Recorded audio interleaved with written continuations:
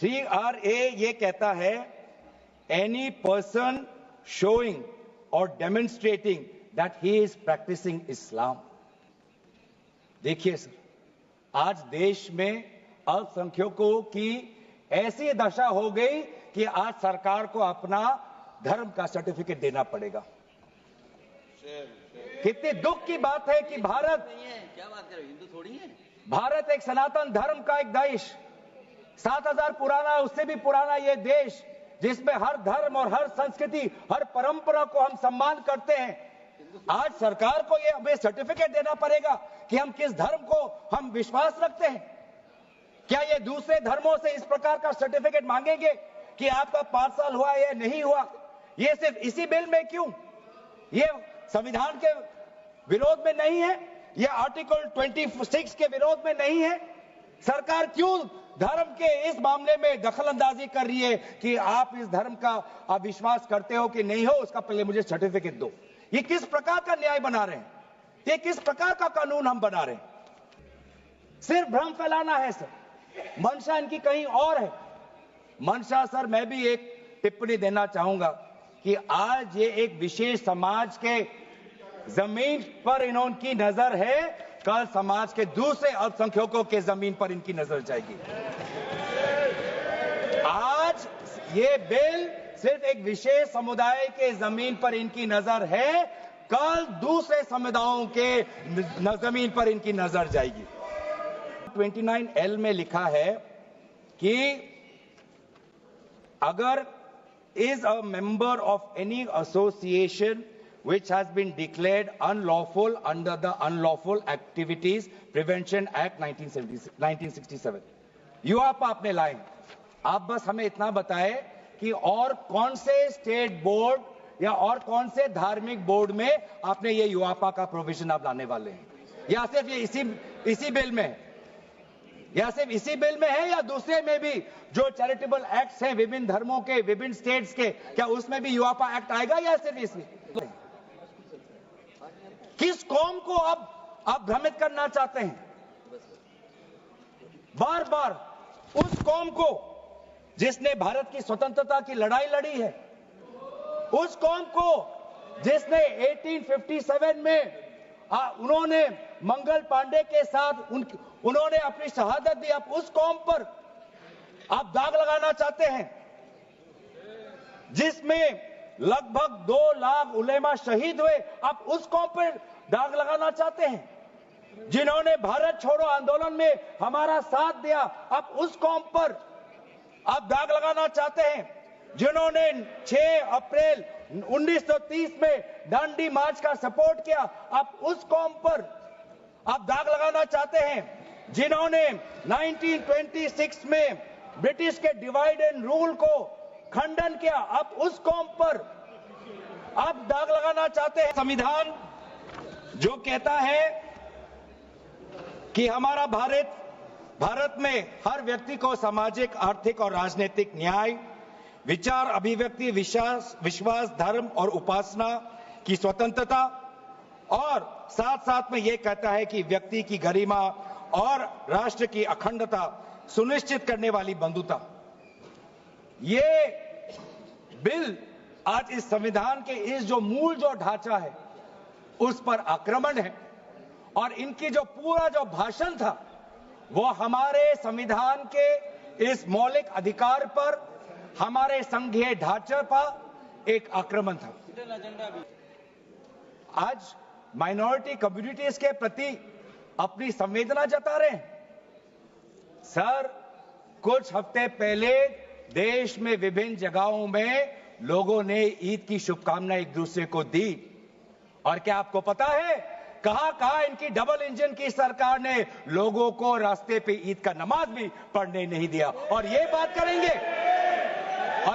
करेंगे 23 सन के वर्ष में 4 बार माइनॉरिटी अफेयर्स कमेटी की बैठक हुई, एक भी मीटिंग में नया वक्फ अमेंडमेंट बिल चाहिए उसका जिक्र भी नहीं हुआ था, जिक्र भी नहीं हुआ।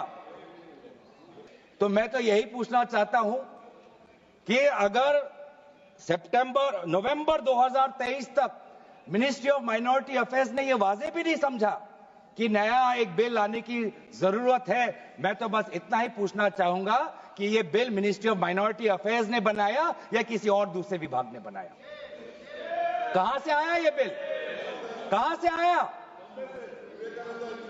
3RA ये कहता है एनी पर्सन शोइंग और demonstrating that he is practicing इस्लाम।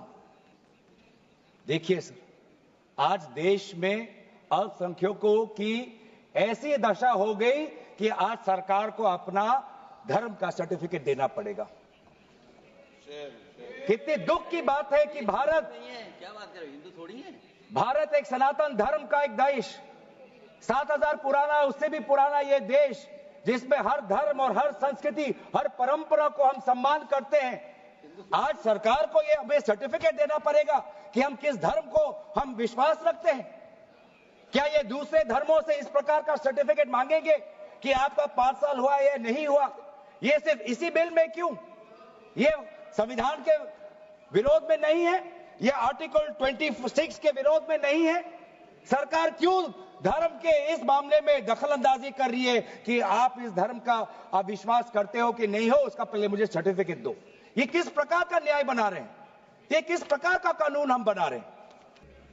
सिर्फ भ्रम फैलाना है सर। मंशा इनकी कहीं और है। मंशा सर, मैं भी एक टिप्पणी देना चाहूंगा कि आज ये एक विशेष समाज के जमीन पर इनकी नजर है, कल समाज के दूसरे अल्पसंख्यकों के जमीन पर इनकी नजर जाएगी। आज ये बिल सिर्फ एक विशेष समुदाय के जमीन पर इनकी नजर है, कल दूसरे समुदायों के जमीन पर इनकी नजर जाएगी। 29L में लिखा है कि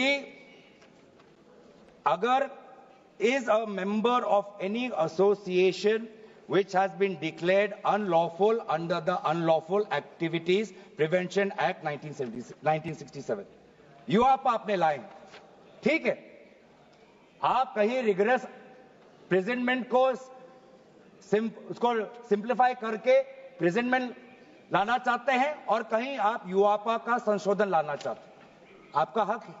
आप बस हमें इतना बताएं कि और कौन से स्टेट बोर्ड या और कौन से धार्मिक बोर्ड में आपने ये यूआपा का प्रोविजन आप लाने वाले हैं, या सिर्फ ये इसी बिल में है? या सिर्फ इसी बिल में है या दूसरे में भी जो चैरिटेबल एक्ट्स हैं विभिन्न धर्मों के, विभिन्न स्टेट्स के, क्या उसमें भी यूआपा एक्ट आएगा या सिर्फ इसमें? क्या संदेश देना चाहते हैं?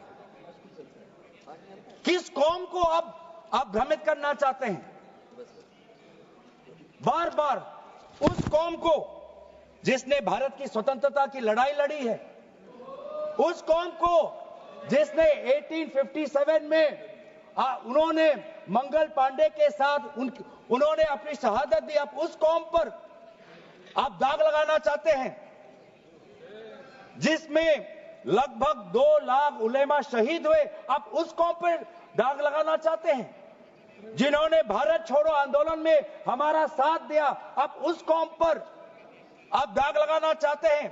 जिन्होंने 6 अप्रैल 1930 में दांडी मार्च का सपोर्ट किया, आप उस कौम पर आप दाग लगाना चाहते हैं? जिन्होंने 1926 में ब्रिटिश के डिवाइड एंड रूल को खंडन किया, आप उस कौम पर आप दाग लगाना चाहते हैं? जिन्होंने मौलाना हुसैन अहमद मदानी ने 1924 में कंप्लीट इंडिपेंडेंस की मांग की,